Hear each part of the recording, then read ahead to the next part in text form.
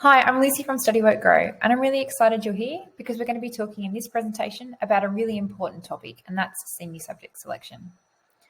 Look, I'm not an expert in your school's individual processes, and it's really important that if you have any questions or any queries, you return to your school and to your career team or your year level coordinator and ask them directly.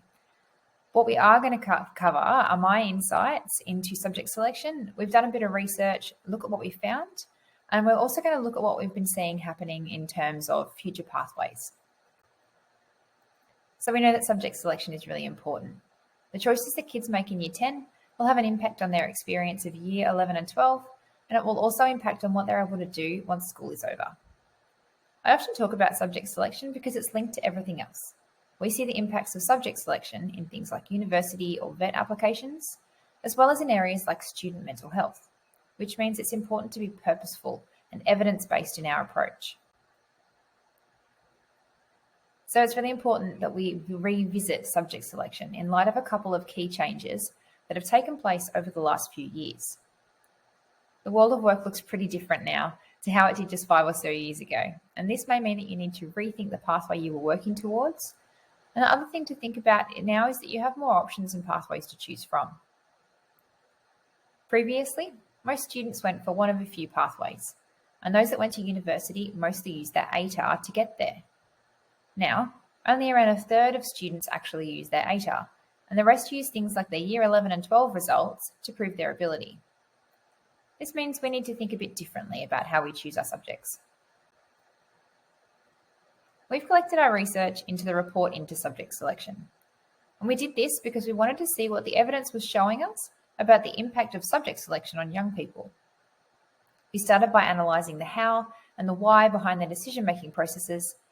Then we looked at the implications of their decisions for things like assumed knowledge and also for ATAR scaling. In a nutshell, we found 3 things. The first was that prerequisites are really important, but probably not for the reasons you're thinking. The second finding is that we need to focus on strengths and interests, not just on 1 or 2 career paths.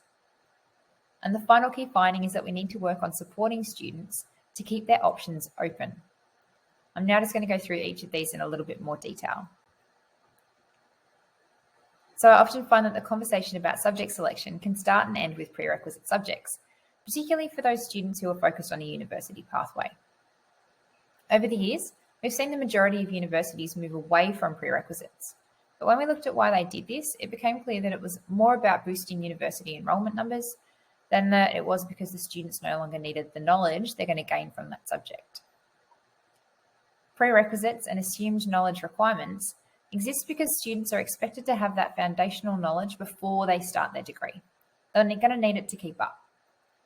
The research shows that students who haven't done the work in high school are going to fall behind their peers and have lower marks and lower retention rates, even if they do take a bridging course. This is particularly a problem in areas like maths, where students are chasing the highest ATAR, so they may choose a lower level maths course because of the scaling benefits, but then they find they can't actually keep up when they get to university. It's also really important to know that entry requirements can and often do change from year to year. So students who are choosing subjects in Year 10 based on prerequisites may find that they've actually changed in a couple of years when they apply for university. And this is particularly a concern for students who don't want to take English. So what we're seeing is that universities are introducing mandatory English requirements, even for science and medicine courses, and that we've actually seen quite a lot of discussion about them expanding this further. So we actually advise against choosing a subject just because it's a prerequisite for a university degree. So if you wouldn't pick it unless you have to, then we'd suggest that you don't take it. The reason why we say this is because if you don't want to do the prerequisite subject in Year 11 and 12, then you probably won't like any of the careers that it leads to either. If it's a prerequisite, then we can assume that the skills and the knowledge you're going to gain in that subject during Year 11 and 12 will be used a lot during the degree, and then you're still going to need that knowledge when you're actually out there working. So if you don't want to do it now, then you're going to find yourself in a job that you don't really like very much down the track. We also take a strengths-based approach, and we recommend that students focus on their strengths and their interests rather than 1 or 2 careers or jobs. If we focus on strengths and ask students to continue with the areas that you enjoy, then we give you a better chance of finding a career that you're actually interested in. So the research shows that Year 10 students are just starting to build their hypothetical thinking skills, and that they don't yet have the ability to go through a complex, rational, and informed career exploration process. It's a pretty involved thing to do. They're also under a lot of pressure to make a really big decision in a really short period of time, which can make it even more difficult for them to go through a logical decision-making process. We also know that around half of Year 10 students don't actually have a clear career aspiration. That means they're not really sure what they want to do yet. So asking them to pick subjects that relate to a future career they haven't identified yet feels like a very big ask. Taking a strengths-based approach, which shifts the focus away from one or two jobs, means it doesn't matter if you're not clear yet about what you want to do. You have the space to take one step at a time and refine your thinking as you go. It's also really important to focus on expanding the range of options you'll have available to choose from at the end of Year 12. We know there's going to be around 6 years between when you pick your subjects and when you graduate from your apprenticeship or your degree and you actually hit the workforce, which means there's a lot of time there for you to change your mind. If you choose a specific group of subjects that are only useful in one or two career pathways, then you may find that you have less options to pick from if you do change your mind down the track. Look, not all of us do change our minds, but there's some pretty strong evidence to show that it happens. Only around half of all Year 9 students who plan on going to university actually end up enrolling. And we also know that around a third of all university students change their course or their major once they're at university. That's why you need to consider where your subjects may lead, so you have more options in years to come. Look, the work we did with the report is really great, and it's given us a lot of information which we used to create more resources which actually help you pick your subjects. Now, all our resources around subject selection are there to help make it a little bit easier for you to manage the process and stay in control. One of the things that we did was we created the subject selection calculator. This isn't an ATAR calculator. Instead, it asks you to think about your interests, your strengths, and how you're going at school, and then it suggests some broad areas where you may want to explore working. You'll be able to find a lot of data about assumed knowledge, prerequisites, suggested subjects that align with that area, and also about VET pathways, which give you a place to start working out what you might need to study in Year 11 and 12 to head in the right direction for the careers you're interested in. The subject selection calculator is free, it's really easy to use, and you can find the link in the description below this video. If you're looking for a little more help with refining your subjects, then that's where the subject selection workbook comes in. We've structured the workbook so that you can just follow the steps. We'll walk you through the process of identifying areas of interest and setting some post-school goals. Then we'll look at the pathways you could take to get to where you want to go. We also go through each subject one at a time to help you work out what you want to do next. So I've spoken for long enough about what we've done and why we did it.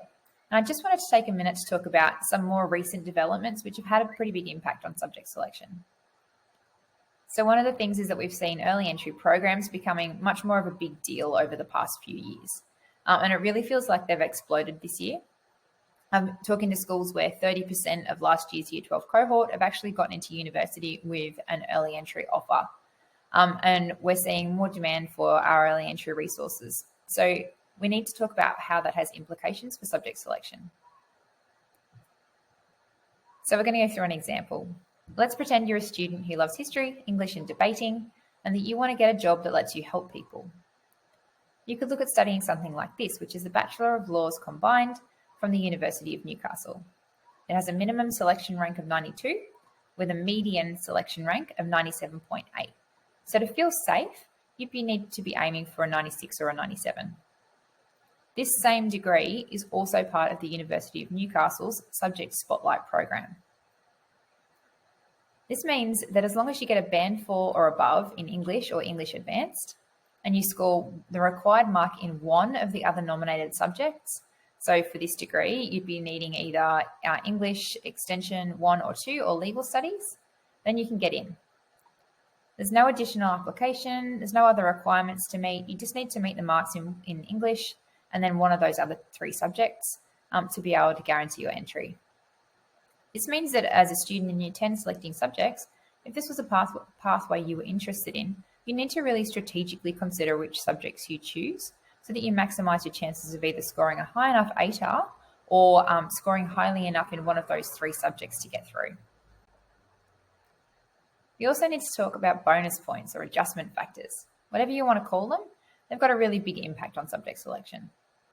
You can get access to these bonuses by taking specific subjects. You don't need to do anything else, and if you do well in them, you can get even more points. Sometimes they're tied to a degree area, like you can get bonus points for studying physics if you want to start an engineering degree, for example, but this isn't always the case. It's a really good idea to do some of your own research into bonus points at the universities that you're interested in or through the systems that you're going through to see if any of them may impact on the actual subjects that you choose. So to finish up, I've got a couple of tips that can help make subject selection a little bit easier. So tip 1 is to keep your options open. Choosing subjects that keep your options open is really, really important. This means selecting an English and a maths that meets your ability level, and if at all possible, selecting a science as well. Those 3 are usually enough to cover most prerequisites, and you'll also gain a really broad knowledge base, which can be helpful no matter what pathway you choose. We also suggest that you don't discount subjects like business studies, information technology, or economics, all of which can open up some great pathways down the track, and they'll also help if you ever want to join the other 2 million people in Australia who run their own business. Tip 2 is to use your marks as a guide. This works 2 ways. The first is when you're selecting a difficulty level, so something like English or maths. We suggest that you look up your previous marks in those subjects, maybe even talk to your teacher and decide which one to pick based on that. The other way this works is that if you look at your best subjects and see if it's possible to either keep them or extend them a little bit, then that's always a good idea as well. I too often talk to students who loved history, food technology, or drama in years 9 and 10, but they didn't then pull that subject through to their senior subject selections. These are probably actually really good choices because a student was more likely to succeed in something like this than in something that they haven't tried before. The last tip to think about is to play the long game. Rather than focusing on your ATAR and the implications of that, think about what you're going to be able to do with these subjects after you finish school. The skills and knowledge you gain during years 11 and 12 will really help you later on, even if you don't see how right now. So think beyond the end of school when you're making your big decisions. And that's it. Check the description below for some more helpful links, and good luck with your subject selections.